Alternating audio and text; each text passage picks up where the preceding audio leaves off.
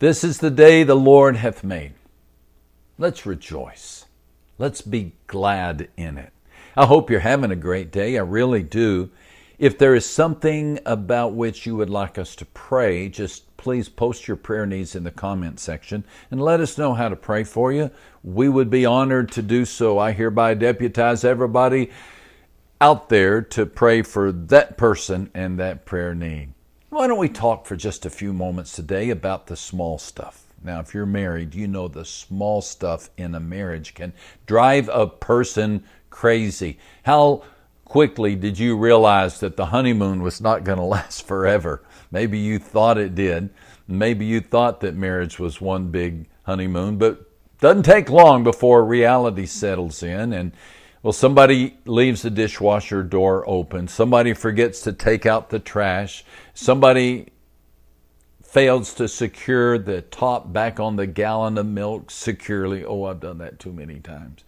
With so many of us now working and studying from home, we've probably had a little too much togetherness. I think it's okay to admit that.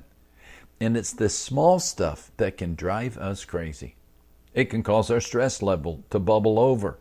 It's human nature, right? Thankfully, our God is greater than human nature, and He knows us and He loves us in all our imperfect glory. But being the flawed humans that we are, our patience can wear thin. We even have a tendency to react in anger. Words that are spoken in anger never result in positive action. In fact, they nearly always result in regret. I think that's why one of my favorite Bible verses about the key to having happy relationships is found in James 5 and verse 19. Everyone should be quick to listen, slow to speak, and slow to become angry. Again, James 1 and verse 19. Man, that scripture can apply in so many different settings, right?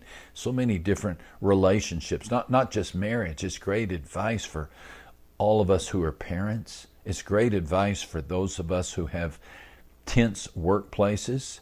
It's great advice for those of us who get on social media. Listen twice as much as you speak. Don't let the little things discourage you. In fact, use the little things to encourage others.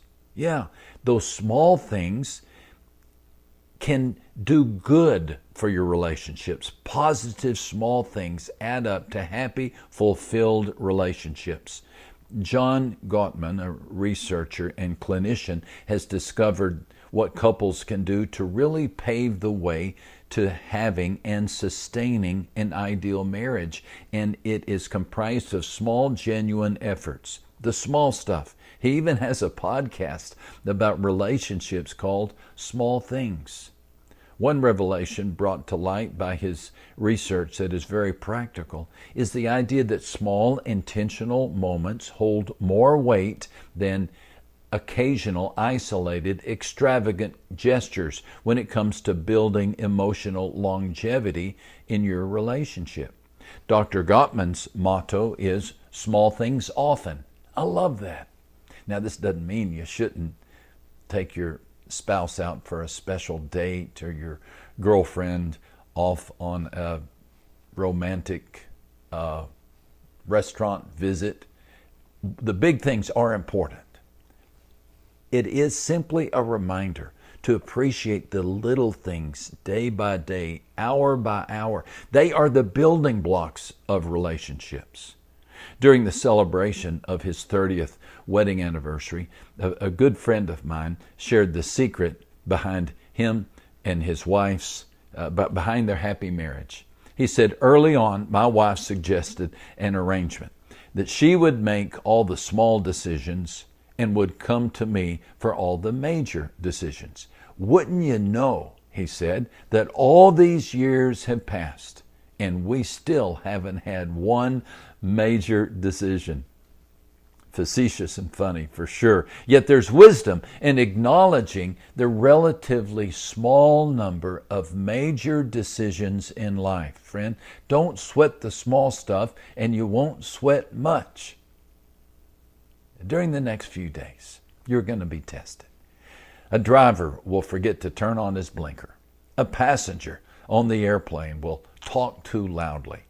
A shopper will have 15 items in the 10 items or less checkout line, and they will fumble through their wallet for their debit card.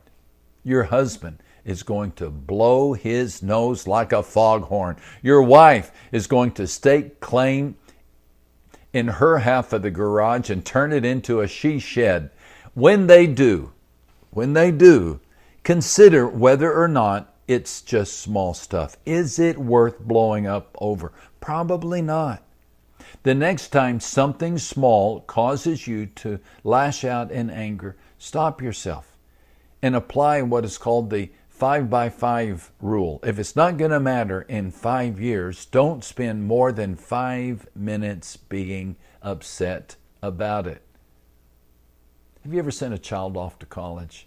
I have 3 times. Those beginning empty nest days can be filled with sadness as we adjust to one less person living under our roof, sitting at our table. We walk by their empty bedroom and we're overcome with sadness. Suddenly we forget that our teenagers' messy room. We forget that collection of empty food containers that got on our nerves. We don't sweat the small stuff anymore. We miss it. It puts things into perspective, doesn't it? Friend, don't give up your joy.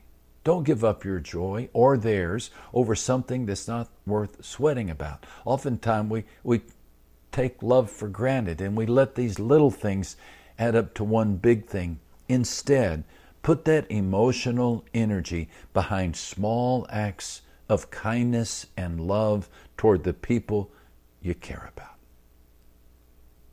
There aren't many guarantees in life, not many guaranteed investments, but that is one investment sure to pay off in the long run. The small stuff. It can add up to something great.